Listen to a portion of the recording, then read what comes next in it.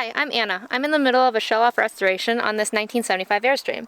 So far, I've stripped the Airstream to its bones, braved the roof to get the air conditioner off, built gantry cranes, lifted the shell and removed the subfloor, and in my previous video, I skipped over what we'd found underneath the floor. The nest covered the entire back of the Airstream. It was a sight to see and quite gross to clean.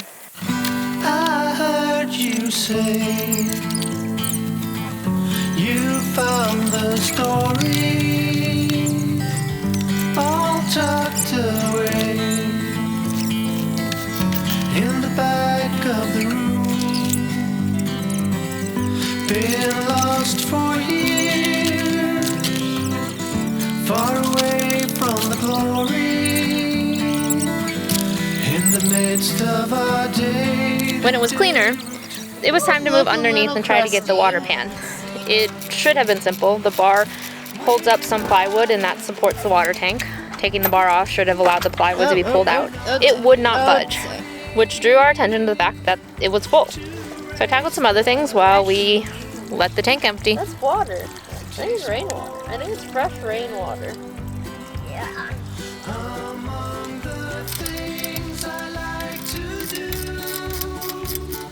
craving is one for two, and the light of the day that passes on will somehow be gone. Oh, that was a smell.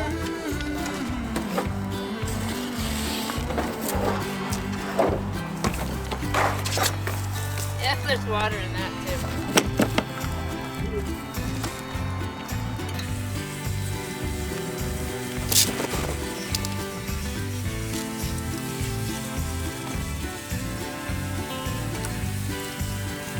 I finally got to the point where I was ready to take the final piece of the aluminum belly panel, but it didn't want to come out either.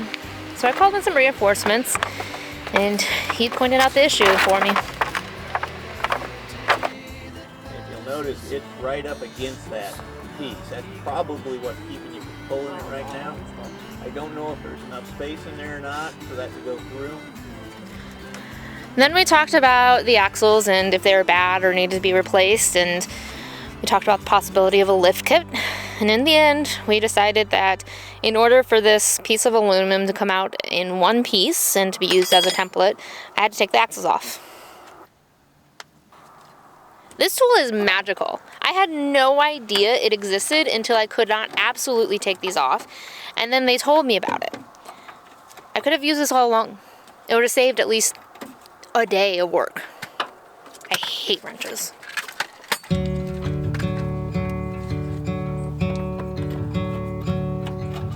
Peeling back the layers of the part I've been playing for you. Used to be so easy.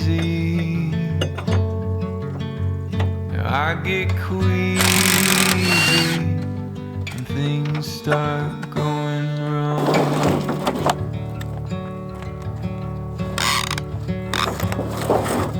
And in this life we all know that the starting is part.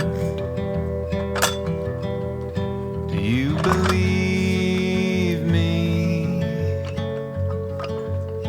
or even see me as I fall? Now we're ready to get to sanding, or I guess grinding down to the fresh metal and make sure it's good and happy. You'll see no aerial view of it like this because I did crash the drone, so there's that. I did find a few things. Obviously there's plenty of outriggers that need to be replaced. That's what the white mark is. And then I found two spots that are really pretty bad. First spot is right there. You'll see it is got holes, and then in the bottom is completely rusted through right there. So we'll have to do some serious welding there to have that survive. The axles did come off. I don't know. None of this was in my original plan. I was not removing the shell from the Airstream in my plan, so no. Replacing the axles had not been a part of my original plan. I have absolutely no idea how old these things are, but they seem to be bad, and I say that only from the research I could find on the internet. They're coming off, they're gonna get replaced, and hopefully by the time I'm done sanding the daylights and painting and fixing the outriggers, they're here and ready to go.